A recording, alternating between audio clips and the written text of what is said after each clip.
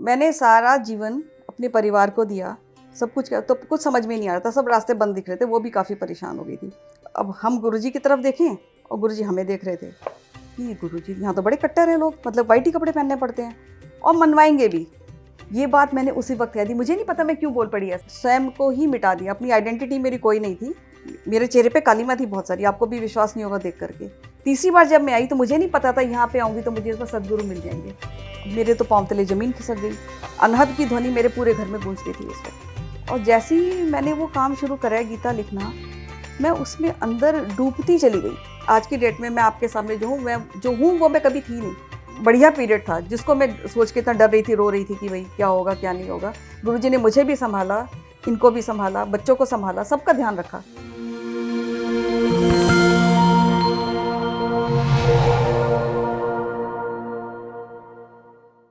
नमस्कार, मैं सर्वजीत जायसवाल सद्गुरु धाम में आप सभी का स्वागत करता हूं। दोस्तों, 4 आश्रमों से जुड़ा इंसानी जीवन में एक आश्रम ऐसा भी होता है जिसमें कोई भी इंसान अपने परिवारजनों, अपने माता पिता और अपने पति पत्नी की सेवा करते हुए अर्थ, धर्म, काम और मोक्ष की प्राप्ति कर सकता है। यह आश्रम कोई और नहीं बल्कि गृहस्थ आश्रम है, जिसका पालन करने के लिए और जिसकी प्राप्ति करने के लिए एक समय के सद्गुरु का सानिध्य और उनके आशीर्वाद की जरूरत होती है। आज हमारे साथ एक ऐसे ही गृहिणी मौजूद हैं जिन्हें आज के समय के सद्गुरु स्वामी कृष्णानंद जी महाराज का आशीर्वाद प्राप्त है और उनके वे सानिध्य में अपने गृहस्थ आश्रम को पालन करते हुए आध्यात्मिक सफर को भी तय कर रही हैं। हमारे साथ सद्गुरु धाम की आचार्य मीनू गुप्ता जी मौजूद है। मीनू जी, बहुत बहुत स्वागत है आपका सद्गुरु धाम में। नमस्कार मैम, गृहस्थ आश्रम की बात हो रही है और आप गृहिणी हैं, अपने परिवारजनों को देख रही हैं। सबसे पहला सबके मन में ये सवाल रहता है कि हम परिवार को संभालते हुए बाकी कुछ कामों को नहीं कर सकते, खासकर अध्यात्म से जुड़ा हुआ जो काम है, मंदिर जाना हो, मस्जिद जाना हो। घर में हम पूजा पाठ तो कर लेते हैं, लेकिन एक गुरुदेव के सानिध्य की बात होती है, उनके आश्रम में जाने की बात होती है, उनके सानिध्य प्राप्त करने की, उनके आशीर्वाद प्राप्त करने की बात होती है। तो उन लोगों को लगता है कि नहीं, हम नहीं कर सकते। मैं ये जानना चाहता हूँ कि आप एक गृहस्थ आश्रम और एक गृहिणी होने के नाते सद्गुरु के सानिध्य में कैसे आई, अपने आध्यात्मिक सफर को कैसे आपको लगा कि नहीं, मैं अपने गृहिणी जो मेरा घर का काम है उसे भी संभाल सकते हैं, परिवार को संभालते हुए भी, और सद्गुरु के सानिध्य में भी आ सकते हैं, उनके कहे दिखाए रास्ते पर भी चल सकते हैं।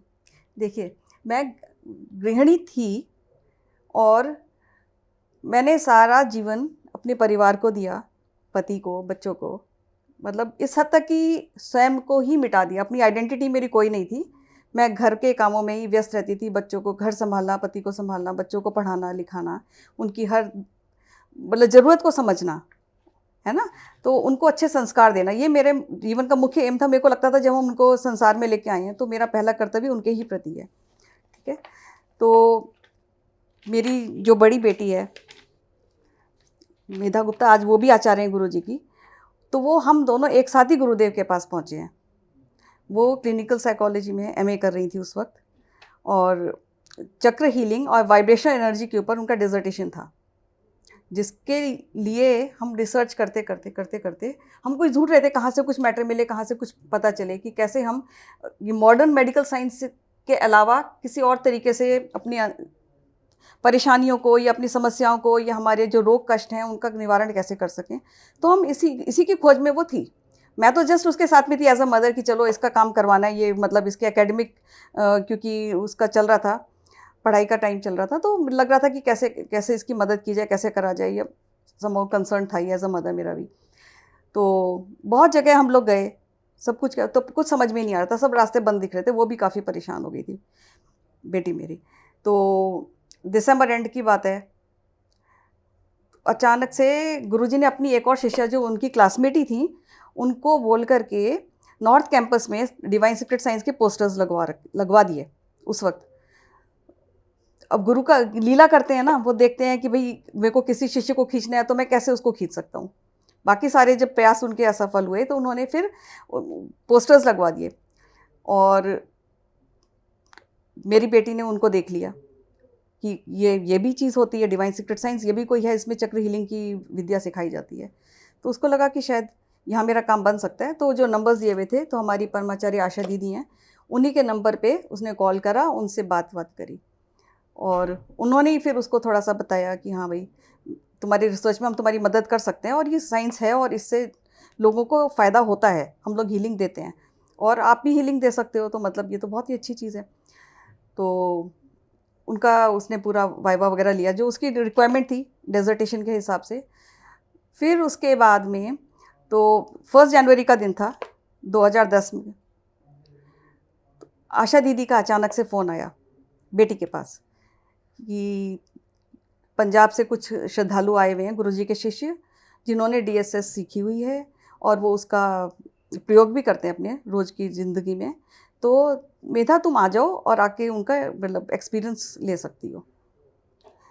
तो ये तो ऑफिस जाने के लिए तैयार हो रहे थे, इनकी तो छुट्टी नहीं थी, और उन्होंने कहा कि चलो भाई। तो इन्होंने बोला तुम लेके जाओ इसको, कि मेरे को तो ऑफिस जाना है, पर ये अकेली नहीं जाएगी इतनी दूर, पता नहीं कहाँ जा रही है कहाँ नहीं जा रही है, तो तुम जाओ साथ में इसके। तो मैंने कहा ठीक है। फटाफट हम लोग तैयार हुए और हम लोग निकले। अब नोएडा से आश्रम तो काफ़ी दूर है, और पहली बार जाना, हमें भी नहीं पता था, अननोन जगह जा रहे हैं, अज्ञात। तो हम लोग मेट्रो से निकले, फिर एक जगह जाके, फिर तब एंड तक आती भी नहीं थी, नांगलोई तक मेट्रो स्टेशन, मतलब मेट्रो नहीं आती थी। तो हम लोग उत्तम नगर पहुँचे, वहाँ से ऑटो करके पता नहीं गाँव के कौन से रास्तों से निकलता हम लोग 12 बजे जाके आश्रम में पहुँचे हैं। तो और जो गुरुजी का प्रवचन वगैरह चल रहा था वो बिल्कुल लास्ट स्टेज में था, ख़त्म ही हो रहा था, ऑलमोस्ट ख़त्म ही हुआ है हम लोग जब पहुँचे हैं। तो वहाँ पे हम लोग बैठे हुए थे, हमें कुछ समझ में नहीं था, मूक दर्शक बने हुए थे एकदम। धीमे धीमे प्रवचन समाप्त हुआ, गुरुजी ने सबको आशीर्वाद दिया, और फिर हम लोग सब लोग मतलब हॉल नीचे वाला खाली हो गया, ऊपर का हॉल भी नहीं होता था उस वक्त। तो फिर सारे श्रद्धालु थे, उनको वो आ गए, वहाँ पे बैठे हुए थे, पंजाब से ही आए हुए थे। तो मेधा ने बैठ करके उनका सबका एक्सपीरियंस नोट डाउन करा। फिर हम लोग ने सोचा कि हम लोग निकलते हैं। फिर तभी नहीं, हमसे जो आश्रम के लोग थे बड़े अच्छे थे, उन्होंने हमसे बोला कि नहीं भंडारा पा के जाओ। हम लोग भंडारा पाने लग गए, और भंडारा पाके जैसे ही निकलने को हुए तो जो मेरी डॉटर की क्लासमेट थी वो आ गई, कहती कि नहीं गुरुजी से मिल लो। अब हम तो इस हिसाब से तैयार होके आए नहीं थे कि गुरुजी से मिलना भी होगा, कुछ पूछने को भी नहीं था, कोई प्रश्न भी नहीं था हमारे माइंड में। तो हमने कहा चलो ठीक है, अब ये कह रही है तो चलो मिल ही लेते हैं गुरुजी से। वैसे गुरुजी किसी से मिलते नहीं हैं, जो दीक्षित नहीं होता है या किसी ने सीखा नहीं होता है, गुरुजी किसी से नहीं मिलते हैं। पर समहाउ हम जाके फिर बैठ गए, 1-2 श्रद्धालु बैठे हुए थे, जब उनसे फ्री हुए तो हम बैठे ही हुए थे। गुरुजी को लगा कि नए लोग हैं, कहाँ से आए हैं। तो अब हम गुरुजी की तरफ देखें और गुरुजी हमें देख रहे थे, तो जैसे त्राटक सा हो गया गुरुजी की चेहरे पर, जैसे हम वैसे सिखाया जाता है हम लोगों को साधना में, पर वो मेरा अपने आप से अनायास ही हो गया वो। और मैंने देखते देखते मैं क्या देख रही हूँ कि गुरुजी की पूरा ऑरा एकदम बदल गया। गुरुजी जगमग जगमग बिल्कुल शाइन कर रहे थे, एकदम प्रकाश ही प्रकाश। तो मुझे कुछ समझ में नहीं आया, क्योंकि पहली बार मैं किसी गुरु के पास पहुंची थी। मैं मतलब इस जन्म में किसी और गुरु के पास कभी नहीं गई थी, सबसे पहले अपने गुरुदेव के पास ही गई। और उनको जब मैंने प्रकाश रूप में देखा तो मतलब मैं भी खुद आश्चर्यचकित रह गई। मुझे लगा शायद सब गुरु ऐसे ही होते होंगे, मगर आज इतने सालों के बाद मुझे पता चला है कि नहीं, वो मेरे साथ गुरुजी ने कुछ मतलब मुझे दिखाने का प्रयास किया और मैंने देख लिया उस वक्त। अदरवाइज़ ऐसा नहीं है कि हर किसी का तो ऐसा एक्सपीरियंस ऐसा होता ही हो, क्योंकि लोग त्राटक करते हैं तो उनको धीमे धीमे नज़र आना शुरू होता है, पर वहाँ तो लाइव गुरु के ऊपर ही त्राटक हो गया। तो ये मेरा बहुत बड़ा एक्सपीरियंस है, पहली बार में ही, बिना सीखे बिना कुछ जाने पहले दिन ही ऐसा कुछ एक्सपीरियंस हो गया। तब फिर आशा दीदी भी आ गई, मैं सबको देख करके बड़ी हैरान हुई। सबने वाइट कपड़े पहने हुए हैं, हम क्योंकि तब तो हम रंगीन ही कपड़े पहना करते थे उस वक्त। आशा दीदी को देखा, टोपी से लेकर जूती तक पूरी वाइट। अब मेरे मन में ये प्रश्न था कि गुरुजी यहाँ तो बड़े कट्टर हैं लोग, मतलब वाइट ही कपड़े पहनने पड़ते हैं, ऐसा मेरे मन में ख्याल आया। तो गुरुजी ने मेरा भाव पढ़ लिया, तो उन्होंने आशा दीदी की तरफ पॉइंट आउट करके बोला, देखो देखो ये सफ़ेद वस्त्रों में कितनी अच्छी लग रही है ना, ऐसे करके। तो मैं समझा, मैंने कहा गुरुजी तो जान के मैं क्या सोच रही हूँ। तो ऐसा मतलब पहली बार में ही गुरुजी ने बता दिया। तो मेरी जो बेटी थी फिर उसने बताया, उन्होंने पूछा कि भाई कैसे आए हो तुम लोग, तो बताया, आशा दी ने बताया कि हाँ ये उनका आपके जो शिष्य हैं उन्हीं की ये फ्रेंड हैं और ये रिसर्च कर रही है ऐसे ऐसे करके। तो मैंने ही बोला हाँ गुरुजी, हम लोग उस आपकी जो हीलिंग की टेक्निक है उसी के बारे में जानने के लिए आए हैं, और हम सबको जनाएंगे भी और मनवाएंगे भी। ये बात मैंने उसी वक्त कह दी। मुझे नहीं पता मैं क्यों बोल पड़ी ऐसे, पर मैंने बोला क्योंकि मेरे को लगा था कि कोई अच्छी चीज़ है तो ऑब्वियसली हमें लोगों तक उसको पहुंचाना ही चाहिए, क्योंकि सफरिंग बहुत है संसार में। तो मे भी हम माध्यम बन जाएं। तो इस तरीके से हमारा गुरुजी से मिलना हुआ। अपनी बेटी के जरिए आप अपने सदगुरु की खोज कर ली, और ख़ासकर जब आप बता रही थी तो मुझे लग रहा था कि मैं खुद साइंस का एक स्टूडेंट हूँ, तो मुझे लग रहा था कि नहीं, यदि साधना की जो विधि है बगैर साइंस की पॉसिबल नहीं है। मतलब बिल्कुल, बिल्कुल। क्योंकि क्योंकि एक विज्ञान का छात्र जब बैठता है तो उसके सामने तमाम तरह की सूत्र होते हैं, फॉर्मूलेज होते हैं, लेकिन खासकर जब हम स्पिरिचुअल की बात करते हैं और अध्यात्म में आते हैं और खुद के जैसे 7 चक्रों के बारे में बात की जाती है, तो एक उसको बताने के लिए एक सद्गुरु की चाहिए, हमें ज़रूरत होती है। डीएसएस के बारे में आप बता रहे थे, दिव्य गुप्त विज्ञान। हाँ जी। हम ये जानना चाहते हैं कि दिव्य गुप्त विज्ञान हम स्वामी कृष्णानंद जी महाराज के जितने शिष्य हुए हैं, हाँ। सब मतलब वो अपने अनुभव के बारे में बताते हैं कि नहीं डीएसएस ये है, डीएसएस से तमाम तरह के चेंजेस होते हैं। मैं आपके अनुभव के बारे में डीएसएस को लेकर जानना चाहता हूँ कि दिव्य गुप्त विज्ञान, जब आप दिव्य गुप्त विज्ञान को ग्रहण किए तो कैसे चेंजेस आए आपके जीवन में, और कैसे लगा कि नहीं नहीं, ये अब सबसे पहले तो अपने अंदर ही चेंजेस आते हैं। जो भी हमारे चक्रों के अंदर जो रुकावटें हैं, और जो अगर हमारे ग्लैंड्स जो हैं वो ठीक से अगर सिक्रेशंस नहीं अगर पैदा कर पा रहे हैं, तो वो सब होना शुरू हो जाता है। और जो हमारी चक्रों के अंदर जो ब्लॉकेजेस हैं वो ठीक होने लगती हैं, तो हमारी एनर्जी का बैलेंस बनने लगता है। जो सर्कुलेट जो होने लगती है सारे सारे चक्रों के थ्रू जो एनर्जी सर्कुलेट होती है प्रॉपर्ली, तो हमारे रोग कष्ट अपने आप ही उनका निवारण होने लग जाता है। अब जैसे मैं जब गुरुजी के पास पहुंची थी, तो मेरी जो 25 साल से जो मेरी प्रॉब्लम चल रही थी, मेरे चेहरे पे कालीमा थी बहुत सारी, आपको भी विश्वास नहीं होगा देख करके। पर जैसे मैं गुरु के काज में लगी और मैं डीएसएस वगैरह करने लग गई, अपने आप कब को वो सब ठीक हो गया मुझे भी नहीं पता है। वो कुछ हार्मोनल हुई था जो डॉक्टरों ने कह दिया था it's for your life time, हम कुछ नहीं कर सकते इसके बारे में। और हम खुद भी सब जगह दिखा दिखा के बहुत हैरान हो गए थे, मगर कुछ नहीं हुआ। फाइनली गुरुजी के शरण में जाके ही सब कुछ अपने आप जैसे कुछ भी नहीं हुआ इस तरह से हो गया। मतलब मेनली क्या है ना, एक तो हमारी अंदर की जो ब्लॉकेजेस हैं वो ठीक होती हैं, चक्रों के अंदर जो भी ब्लॉकेजेस हमने थ्रू जनरेशंस, या हमने इतने पास्ट लाइफ्स के थ्रू हमने जो भी कुछ इकट्ठा किया है ना, वो सब उनका सबका क्षय होने लग जाता है। तो वो जो हमारी जड़ है, हमारी रूट कॉज है हमारी किसी भी सफरिंग का, तो जब उसका निवारण हो जाएगा तो हम अपने आप इस जन्म में प्रेजेंट जो हमारी सिचुएशन है वो अपने आप ठीक होने लग जाती है। उसका मेन रीज़न यही है। और ऐसे बहुत लोगों को मैंने लाभान्वित होते हुए देखा भी है, और जो ठीक से साधना करते हैं, मतलब प्रॉपरली। मेन बात यह है ना साधना करने में भी है कि हमारा श्रद्धा और विश्वास कितना दृढ़ है, ये बहुत मैटर करता है। क्योंकि मैकेनिकली आप साधना कर लो, आपको टेक्निक बता दी जाए, कर लोगे, उतना अच्छा रिजल्ट नहीं मिलता जब तक कि हम पूर्ण रूप से गुरु के प्रति समर्पित नहीं हो जाते हैं। जब हम उनके प्रति पूर्ण रूप से समर्पित हो जाते हैं तो गुरु की ऊर्जा हमारे अंदर प्रवेश करती है, सबके अंदर करती है, मगर जब आपका मटका जो है ऊपर से अगर ढक्कन बंद है उसका, तो वो कैसे प्रवेश कर पाएगी।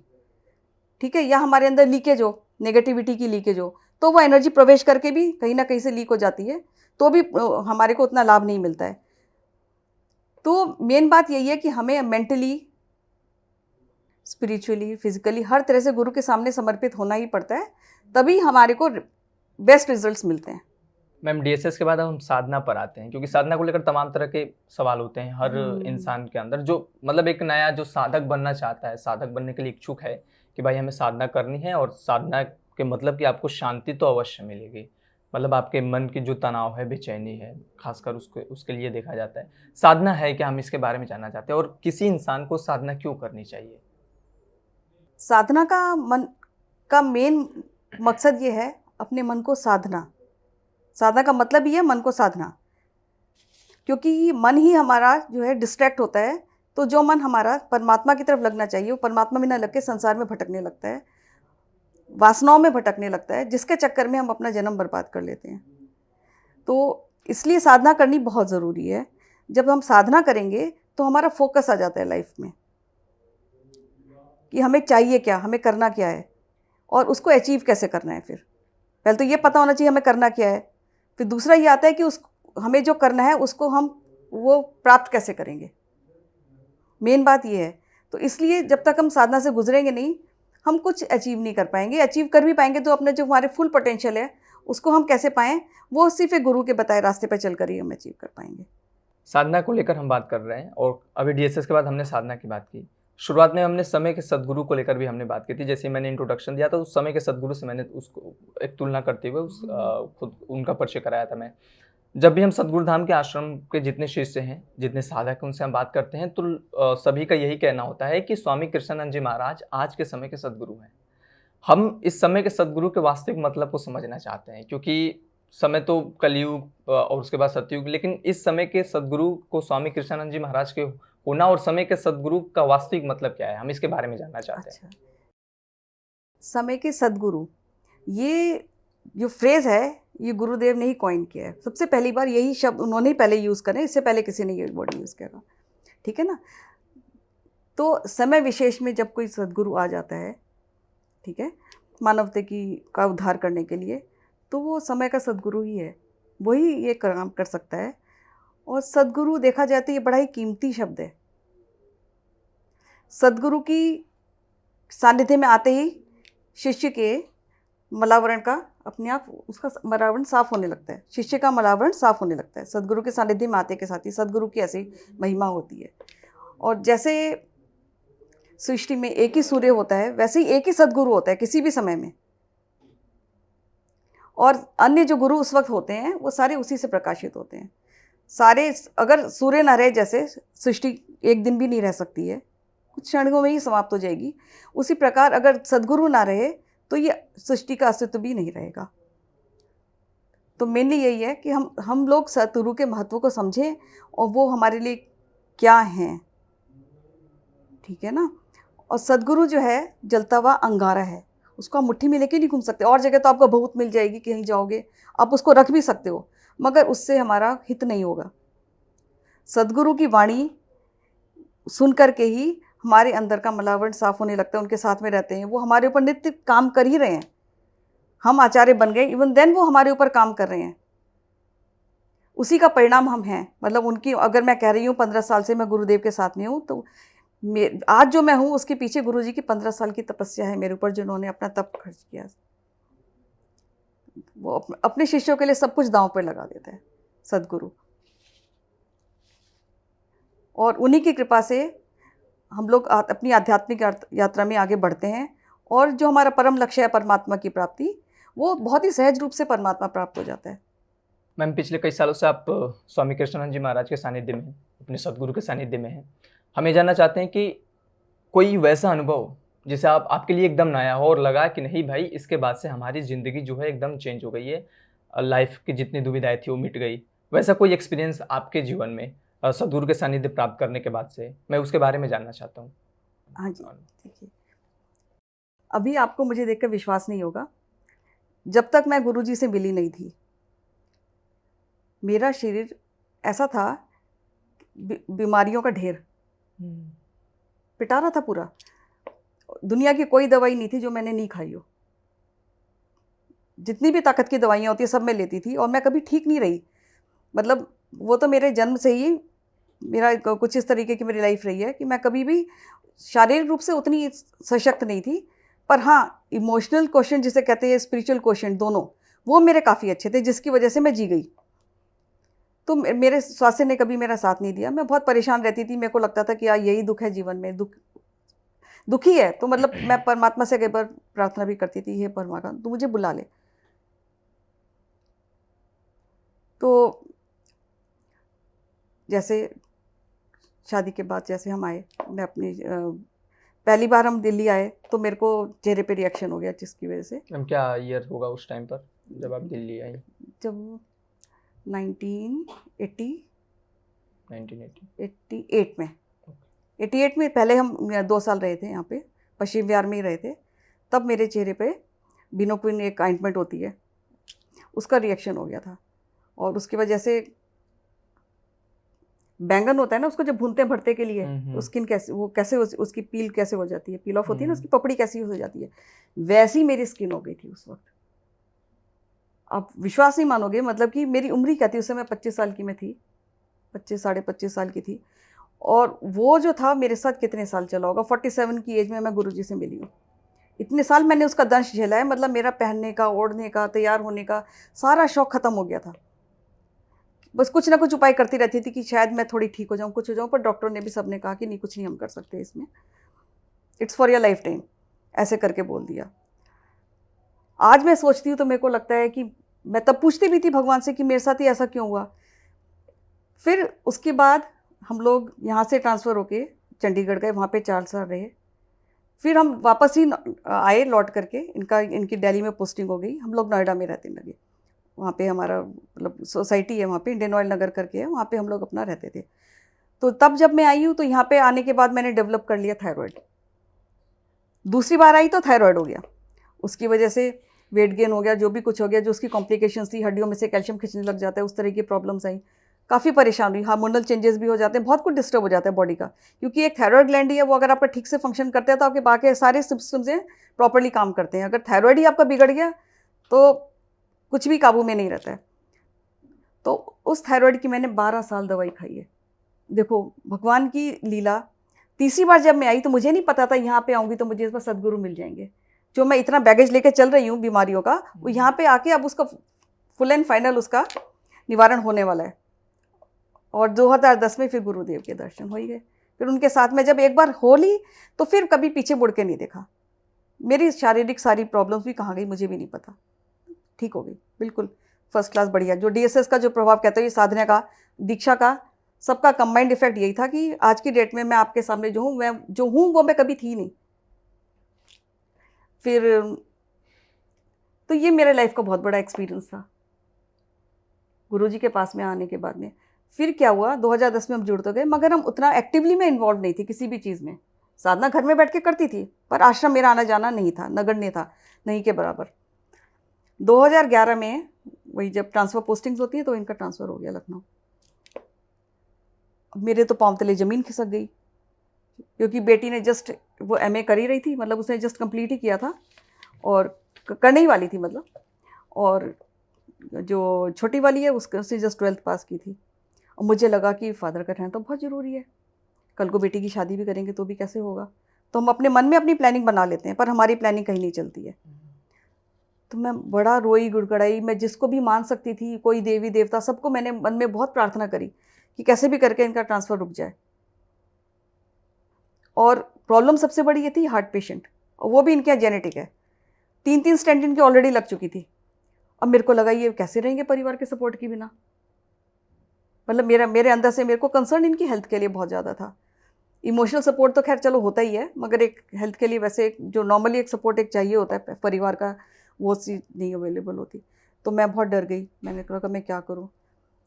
फिर बहुत परेशान थे, हमने बहुत तरकीबें लगाई, बहुत लोगों से बोला कि शायद कोई अप्रोच काम कर जाए, इनका ट्रांसफ़र रुक जाए।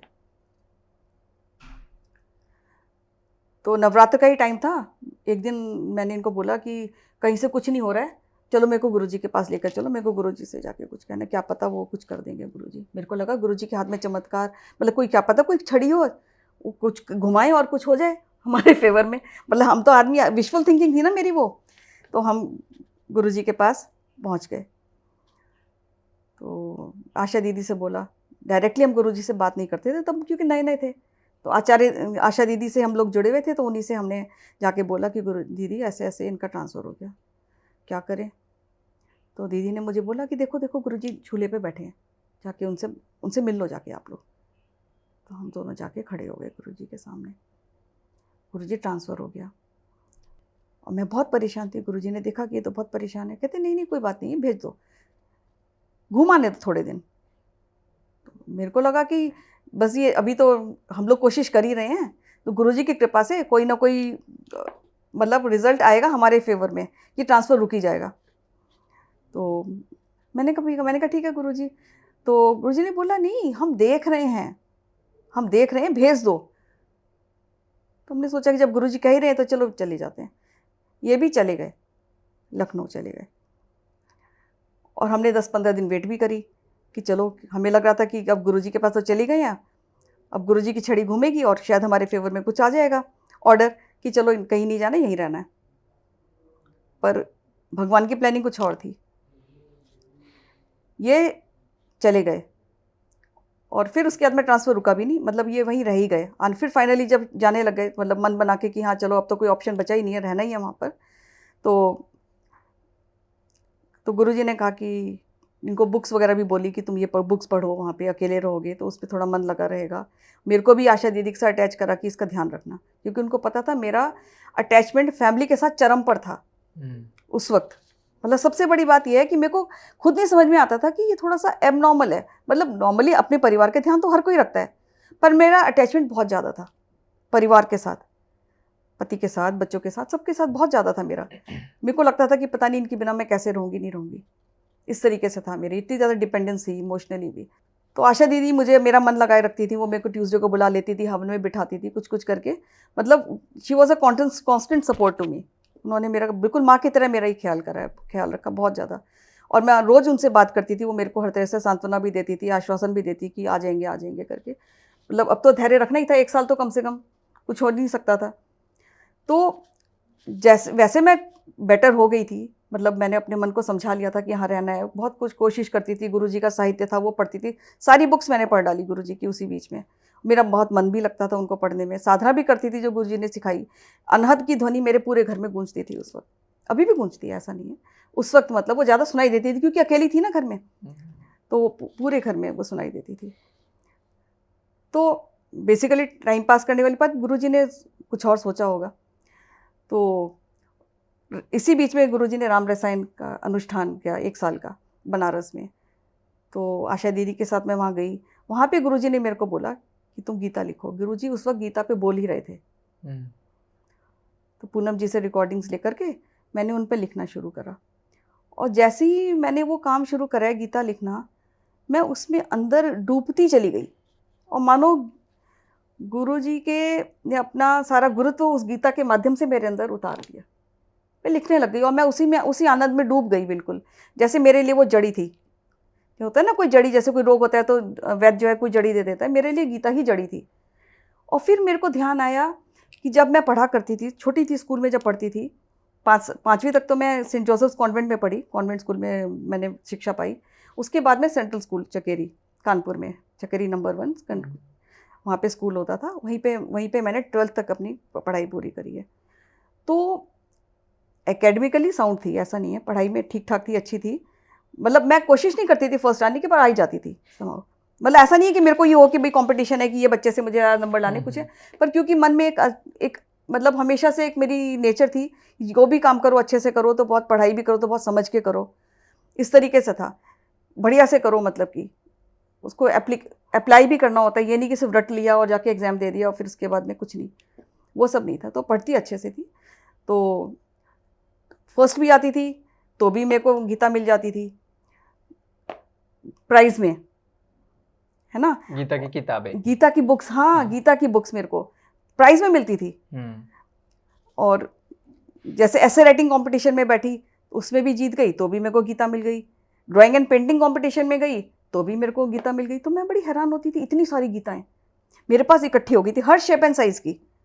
पर मेरी मम्मी बहुत घबराती थी, मैंने बहुत गीता प्रेस की किताबें बचपन से पढ़ी थी, तो मेरा स्पिरिचुअल बेंट ऑफ माइंड तो था ना, तो मम्मी मेरी डर गई, कहती हाथ नहीं लगाएगी। मैंने कहा मम्मी चिंता मत करो, जोगन नहीं बनूंगी, शादी कर लूँगी। ऐसा मत सोचो कि मतलब, फिर भी वो बहुत डरी हुई थी। उन्होंने मेरे को गीता को हाथ नहीं लगाने दिया, पर स्कूल के सिलेबस में जो भी थोड़ा बहुत श्लोक होते थे या कोई लेसन्स होते थे, उठो पाठ गांडीव संभालो, इस तरह से वो पढ़ते थे ना, तो वो पढ़ के ही मेरे को गीता का ज्ञान उतना तो पता चली गया ना जितना बेसिक है। पर गीता के अंदर भगवान कृष्ण की वाणी है, वो उसमें क्या है वो मेरे को लगता था मेरे को कौन बताएगा, कौन समझाएगा। पर जब गुरुजी ने मुझे गीता लिखने को दी, तो वो जो मेरी जन्मों जन्म की जो चाह थी, जो मेरी प्यास थी, वो एकदम तृप्त होती चली गई। तो वो अद्वितीय एक्सपीरियंस था मेरी लाइफ का। उसी के सहारे में जिंदा रही आगे। मतलब जैसे ये नहीं थे तो मतलब वो मेरे लिए एक बहुत बड़ा सपोर्ट था। मैं उसको लिखती गई और मतलब गुरुजी की वाणी सुनती रही, गुरुजी की एनर्जी में ही रही। कोई है या नहीं है फिर मुझे कोई फ़र्क नहीं पड़ता है। 6 साल मेरे कैसे वो बीते हैं, वो मेरे लाइफ का गोल्डन पीरियड था, स्वर्णिम अध्याय था मेरे जीवन का। मतलब जो मैं आज भी मैं सोचूं कि मैंने अगर क्या अचीव करा, तो वो जो पीरियड था वो सबसे ज़्यादा मेरे लिए बढ़िया पीरियड था, जिसको मैं सोच के इतना डर रही थी, रो रही थी कि भाई क्या होगा क्या नहीं होगा। गुरुजी ने मुझे भी संभाला, इनको भी संभाला, बच्चों को संभाला, सबका ध्यान रखा। गुरुजी ने कहा था हम देख रहे हैं, तो लिटरली गुरुजी ने हम सबको देखा है, आज भी देख रहे हैं। ऐसा नहीं है कि वो चैप्टर ख़त्म, पर हाँ जो मैंने कुछ पीछे छोड़ दिया होगा, जो भोगने को मेरा बच्चा होगा, जो मेरा कार्मिक होगा, वो थोड़ा बहुत साथ साथ चलता रहता है, गुरुजी उससे निकालते रहते हैं। मतलब क्या क्या काट रहे हैं वो हमें भी नहीं पता है। मतलब उसके लिए मैं तहे दिल से गुरुजी की ऋणी हूँ और हमेशा रहूँगी। मैम पिछले 10 सालों से अधिक का समय हो गया आप अपने सद्गुरु के सानिध्य में हैं और आपने अपने अनुभव के बारे में भी बताया कि कैसे जीवन परिवर्तित हुआ, क्योंकि हेल्थ को लेकर सबसे बड़ी बात थी। हाँ, मैं आप आज हाँ। देख के मेरे को नहीं कह सकते कि मुझे कुछ बिल्कुल प्रॉब्लम सही, भी बिल्कुल है सही ना? बात है। और एकदम। और क्या कहा जाता है, हेल्थ है तो भाई सब कुछ, हेल्थ इज वेल्थ। हम्म। एक अंतिम सवाल हम जानना चाहते हैं, क्योंकि सद्गुरु धाम आश्रम की ओर से जातीय स्मरण साधना का आयोजन होने जा रहा हाँ है, जी। ये दिसंबर में होने वाला है। तो हम्म। क्या है ये जातीय स्मरण साधना, और पूर्वजन्म की बात हो रही है, तो यदि कोई साधक इसमें शामिल होता है तो कैसे उसको लाभ मिलेगा? जातीय स्मरण साधना के बारे में कुछ बताइए। ये जाति स्मरण साधना है, इसका मतलब ये है कि हमें पूर्व जन्म की जो हमारी स्मृतियाँ हैं, जो अभी हमारे पास, अभी हमें कुछ याद नहीं है, माया का पर्दा पड़ गया है, तो जो हम अभी, हमारे को अगर कोई कष्ट है या दुख है, वो क्या है, ये हमारी साधना में कोई अटकन अगर आ गई है तो उसकी जड़ कहाँ पे है, वो किस वजह से है। अगर हम साधना करते करते कहीं ना कहीं अगर हमारा मन भटक रहा है, कुछ भी हो रहा है, तो ऐसा क्यों हो रहा है हमारे जीवन में, या हम कहीं सक्सेसफुल नहीं हो रहे हैं, या हमारे शारीरिक इवन कोई कष्ट भी होता है, तो भी वो किस कारण से है। कई बार उसका भी लिंक हमारे किसी पास्ट लाइफ से होता है।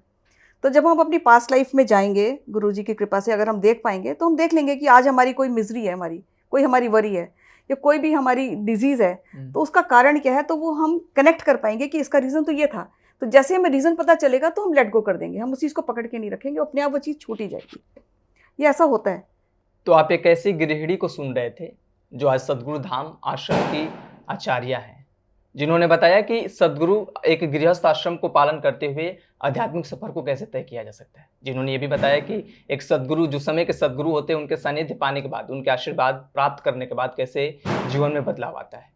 क्या सोचते हैं आप इस पूरे वीडियो को लेकर, कमेंट बॉक्स में ज़रूर बताएं और सद्गुरु धाम चैनल को सब्सक्राइब करना ना भूलें। धन्यवाद।